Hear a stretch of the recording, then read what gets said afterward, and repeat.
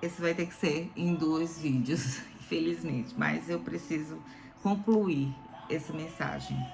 Então, o selo, que foi uma das coisas que Tamar reteu de Judá para que pudesse ser prova quando ele viesse contra ela. Então, era uma coisa muito sagrada.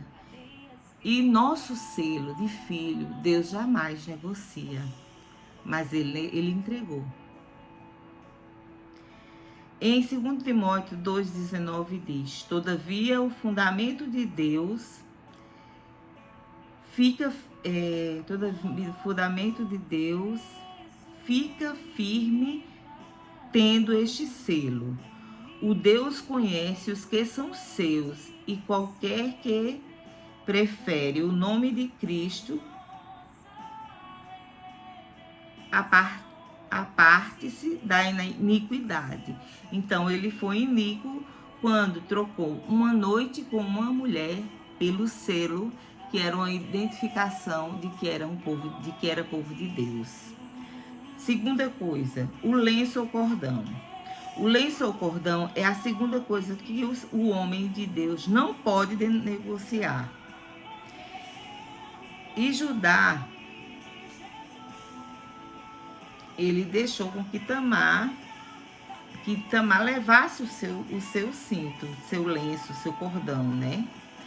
O cinto, o cordão, na Bíblia, ele é um símbolo de firmeza de caráter.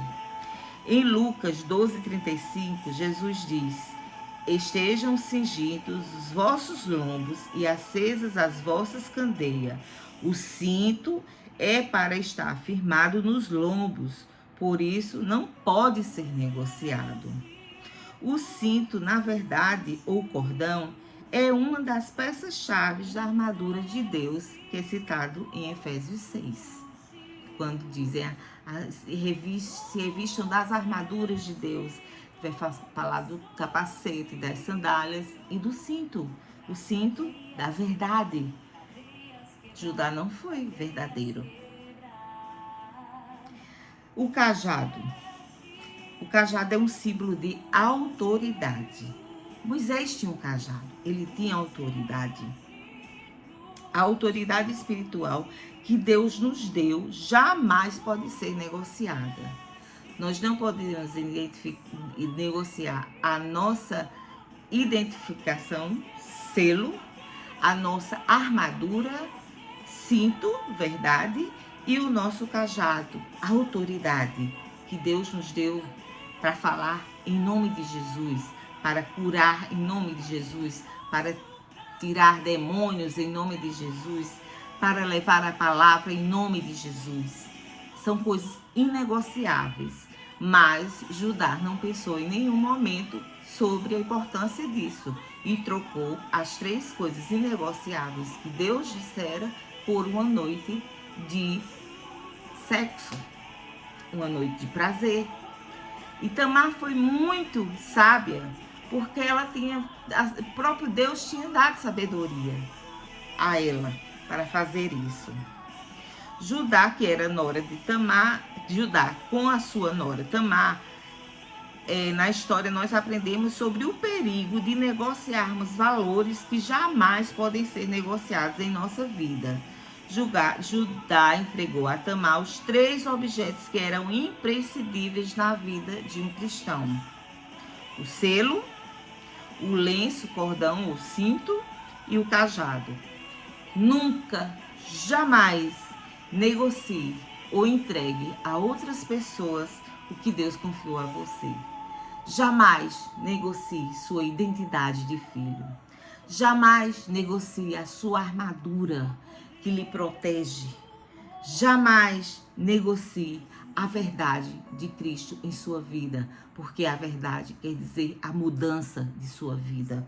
Jamais negocie cada coisa que Deus colocou em ti, cada mudança que foi acrescentada, cada coisa ruim que foi tirada e características de uma nova criatura que foram colocadas em ti.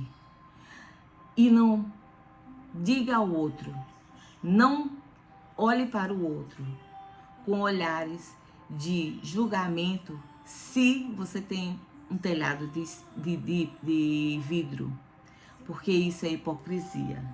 Eu não posso dizer, vou queimar tal pessoa porque ela errou comigo, quando eu também errei com a própria pessoa. Foi isso que Judá fez com Tamar. Os filhos deles eram maus aos olhos do Senhor. Deus os retirou, porque eles iam matar Tamar. E Deus viu que o coração de Tamar era puro, ela não tinha nada a ver com aquela maldade daqueles filhos. Mas Judá foi pelos filhos e ainda disse que a maldição estava sobre ela. Ele a enganou, mandando que ela voltasse para a casa dos pais e que aguardasse para que o filho mais novo crescesse e aí traria de volta para que ela casasse. Ele não fez, porque ele tinha medo que o terceiro filho, ao casar-se com Tamar, morresse. Ainda mais, isso era um tipo de superstição. Então, que tipo de filho de Deus, que tipo de povo de Deus era Judá? Naquele momento ele estava totalmente errado.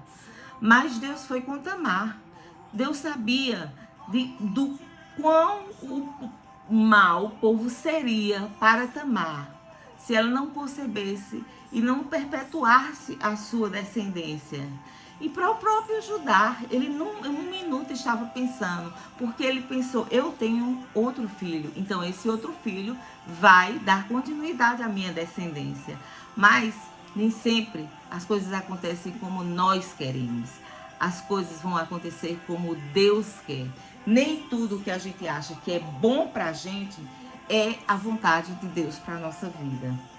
Uma hora a gente pode ficar assim, magoado, chateado com Deus, porque não entende, porque uma coisa que parecia ser tão certa, ou uma pessoa que estava no nosso caminho e que se dizia amigo, companheiro, e que de repente sai e a gente não entende por que Deus tirou aquela pessoa, por que aquela pessoa nos traiu, porque tantas coisas têm acontecido. É porque Deus vê lá na frente. Deus já nos conhecia antes da gente, no ventre, Ele já tinha planos para a nossa vida toda traçada. Então Ele sabe muito bem o que é bom para mim, para você e o que não é. E Ele não te dará aquilo que não é bom para ti. Jamais te dará. Então creia somente nisso. Entregue nas mãos do Senhor toda ansiedade e Ele vai cuidar de vós. Ore para que e peça para que a sua vontade coincida com a vontade do Pai. Mas se não coincidir, que a vontade do Senhor, que é boa, perfeita e agradável, prevaleça sobre sua vida. Porque tenha plena certeza, ela vai ser infinitamente melhor daquilo que você tinha pensado. Mas jamais julgue o outro quando você tem aquele erro do outro em si mesmo. É fariseu, é hipocrisia, é falso cristão. Amém, queridos? Nunca negocie os valores espirituais e ministeriais que Deus lhe deu. Nunca troque o que Deus lhe deu por nenhuma vantagem aparente. Salmos 23, 4 diz: ainda que eu andasse pelo vale da sombra da morte, não temeria mal algum, porque tu estás comigo, a tua vara e o teu cajado me consolam. Deus é pleno e a sua palavra, ela mesma se justifica na outra palavra. A Bíblia é um livro pleno, porque ela mesma vai falar dela mesma, ela mesma vai afirmar que ela própria é verdadeira, de um versículo para outro versículo, seja o Velho Testamento, seja o Novo Testamento. O que a gente pode tirar disso? Deus entrelaçou esse capítulo sombrio na história de Judá e Tamar e na história de nossa redenção, porque eles passaram a fazer parte da genealogia de Jesus. Os filhos de Tamar se tornariam ancestrais de Jesus. E por que há esse relato em Gênesis 38 na Bíblia? Porque é a história do nosso coração humano hipócrita. E do coração de amor, de graça, de misericórdia de Deus para conosco. Nós somos erros, nós cometemos erros, mas Deus nos ama de maneira tal e vê a injustiça de outrem sobre nossa vida, e Ele vai ter misericórdia e vai dar vitória e ser justo contigo, porque Ele honra aqueles que o honram. Então, o que aconteceria se todos nós nos tornássemos transparentes uns com os outros? Seria um mundo ideal, na verdade? Infelizmente, não é isso que nós vemos. Mas nós não podemos responder pelos outros, mas podemos responder por nós mesmos. Então, que sejamos nós um patamar, caráter, justiça,